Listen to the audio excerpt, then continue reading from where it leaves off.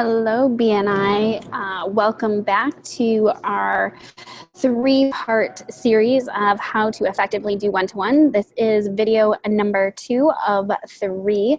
I am Michelle Campbell, Executive Director of BNI Alaska, and today we're going to review how to fill out our gains exchange. Again, in video number 3, we will be putting it all together and more of this will make sense. However, let's first get started with making sure that you have the gains exchange. This can also be entered into your BNI Connect profile, and I highly encourage you as a BNI member to do so.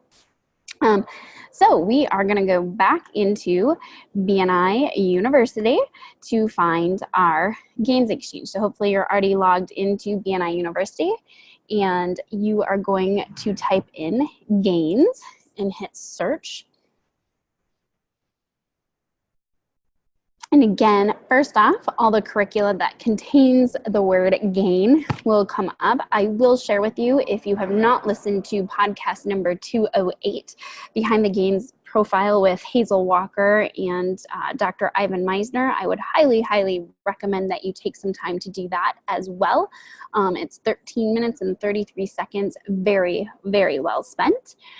With that being said, we're going to come over here to content, and you will see that we have additional content that you will be able to download, specifically the gains exchange form that you can download as a PDF that again will allow you to type into it. So if you're like me and have not so wonderful handwriting, you can definitely type it in, and I encourage you to, because then you can save it and update it on a regular basis. So go ahead and download that right now, and you can type away while I am explaining how to type it in and what to type into it.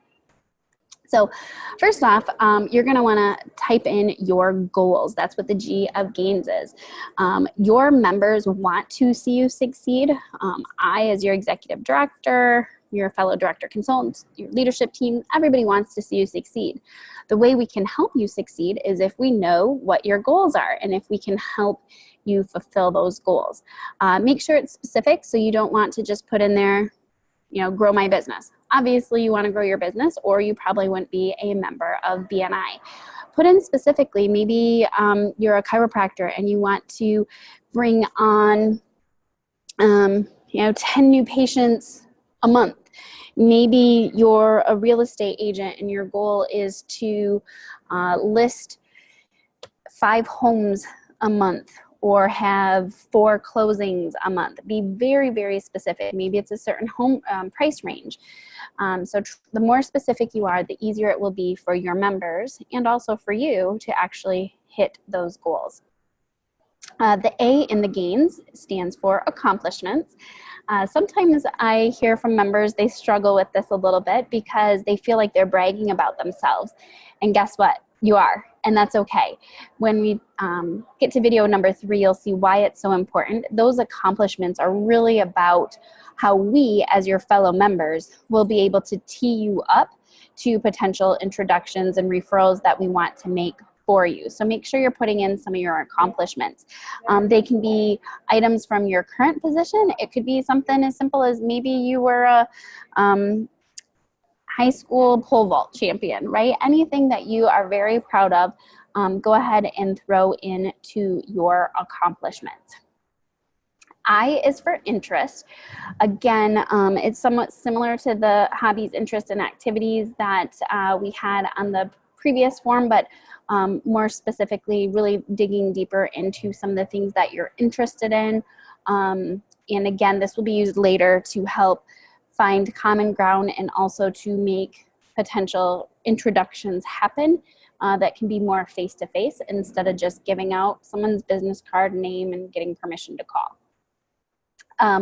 N is for network. So obviously you're going to first put in BNI, but then next maybe you're a member of the local Chamber of Commerce. Maybe you're a member of a professional organization like the Valley Board of Realtors.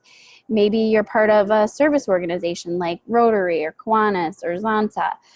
Maybe you're part of an alumni association or a homeowners association or any other type of organization that you're a part of. You'll want to put your networks in there. And this will end up being used not just to find common ground, but more importantly, it's going to be used probably more by your fellow members when they're asking you for opportunities. But again, we all want to go by givers gain. So chances are good if you fill out some good networks and they fill out some good networks, you'll both win. And we'll talk about that again in video number 3.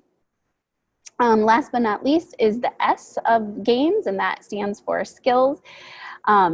Oftentimes members sometimes struggle with this as well. So I just want to show you a quick little silly thing that you can totally do, and it tends to work and people just don't think about it. But go ahead and type in Google and put in skills for a resume, and you'll see that there's a lot of skills, 99 key skills for resume, right? You can come up with a lot of things that could be really important, and skills that you feel you have. Maybe you're really good at time management. Maybe you're really good at conflict resolution. That could be used. Maybe we see that and we're like, yay, we have a new membership committee member. Maybe you feel really comfortable with public speaking. Use this also as a way to help brainstorm for some skills that you have. I don't know why, but sometimes this is a hard one for members to think about. So spend some time typing up your goals, your accomplishments, your interests, your networks, and skills. And then when you get done with that, come back for video number 3. I will show you how to put it all together and what it's all about. And if you do it this way, I can pretty much promise that you'll average about 3 referral opportunities every single time. So get these 2 things done, get them entered into BNI Connect, and then come back and watch video number 3. And let's really make sure you're getting the most out of your BNI membership. Thanks, everyone. I'll see you soon.